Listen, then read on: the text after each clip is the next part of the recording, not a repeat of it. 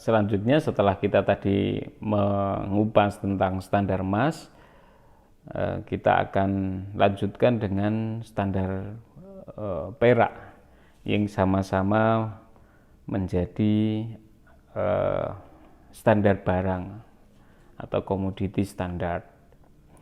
Banyak persamaan dengan standar emas. Jadi standar perak ini juga muncul adanya the silver coin standard, ya, sama dengan emas. Ada the gold coin standard. Yang kedua ada the silver bullion standard, ini juga hampir mirip.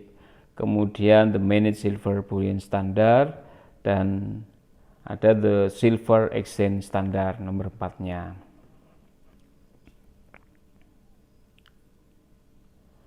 Standar logam kembar yang berikutnya yaitu standar logam kembar atau B metallic standard. Negara menganut standar B metallic standard atau standar kembar ini jika negara menyatakan dua logam berupa emas dan perak dengan perbandingan tetap dipakai sebagai standar nilai satuan moneter. Jadi dinyatakan bahwa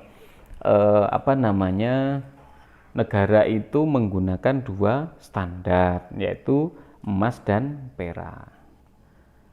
Yang kedua, pemerintah harus punya emas dan perak dengan harga tetap. Yang selanjutnya, uang kertas apapun dapat ditukar dengan uang logam atau batangan emas. Uang kertas apapun dapat ditukar dengan uang logam atau batangan logam. Kelebihan dari standar kembar ini adalah akan menstabilkan nilai uang.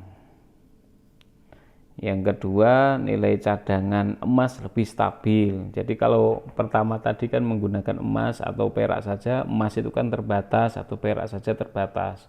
Kalau ini kan dua-duanya, jadi relatively cadangan emas dan perak itu lebih terjaga ketika menggunakan dua standar itu. Kelemahannya, faktanya menjadi sistem standar logam tunggal.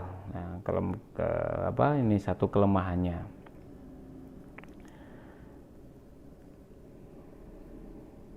Nah, selanjutnya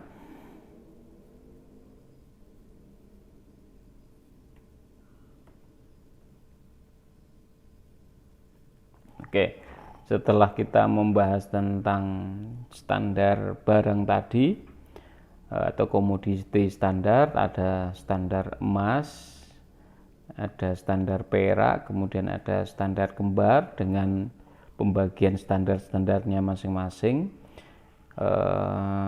Selanjutnya standar moneter berikutnya adalah fiat standard atau standar kepercayaan.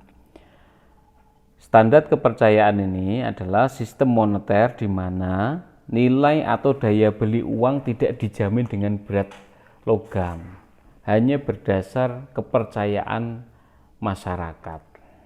Jadi contohnya the managed paper standard yang terdiri dari satu, fiat money. Jadi uang kartal yang tidak dijamin dengan emas batangan atau perak pemerintah. Jumlah uang beredar diatur oleh pemerintah. Jadi pemerintah ini mencetak uang kertas ini tidak diharuskan, bukan tidak diharuskan, malah tidak dijamin dengan cadangan emas tertentu. Nah, kenapa masyarakat itu kemudian mau menggunakan uang kertas misalnya, atau uang kartal yang dicetak oleh otoritas moneter? Ya, karena dijamin oleh pemerintah. Jadi uang yang dicetak ini sah untuk digunakan sebagai alat pembayaran. Nah, itu. Yang kedua, yang pertama tadi kan fiat money. Jadi standar kepercayaan, standar fiat standar itu yang pertama fiat money. Jadi uang kartal yang tidak dijamin dengan emas batangan atau perak pemerintah. Jumlah uang beredar diatur oleh pemerintah. Jadi asasnya masyarakat percaya kepada pemerintah. Yang kedua, inconvertible paper money, yaitu uang kertas yang tidak dapat ditukarkan. Kelebihan dari manajemen ini, yang pertama terlepas dari cadangan logam untuk penciptaan uang. Jadi pemerintah nggak perlu pusing-pusing melihat cadangan logam, emas atau perak.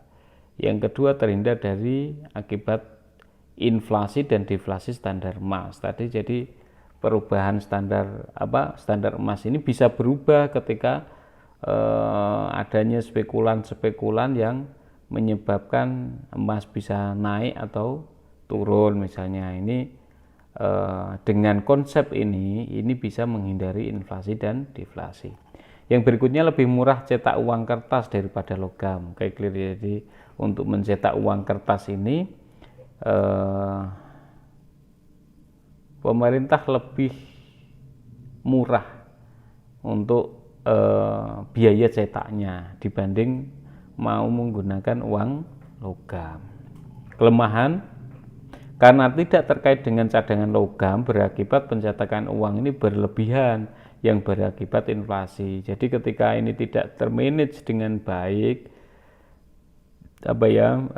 tidak mempertimbangkan atau tidak update tentang situasi ekonomi real, maka yang terjadi bisa mengakibatkan pencetakan uang ini melebihi kapasitas ekonomi dari negara tersebut. Ketika ini terjadi, maka akan mengakibatkan kelebihan jumlah uang beredar. Ketika terjadi kelebihan uang yang beredar, maka hal ini akan menyebabkan inflasi. Yang berikutnya, nilai tukar falas tidak dijamin logam.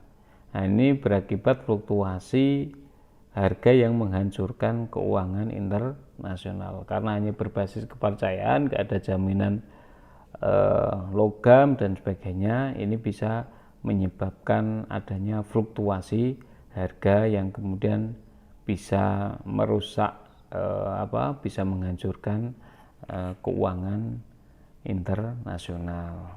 Oke, sekian pembahasan tentang ekonomi materi ekonomi moneter terkait dengan standar moneter. Terima kasih. Assalamualaikum warahmatullahi wabarakatuh.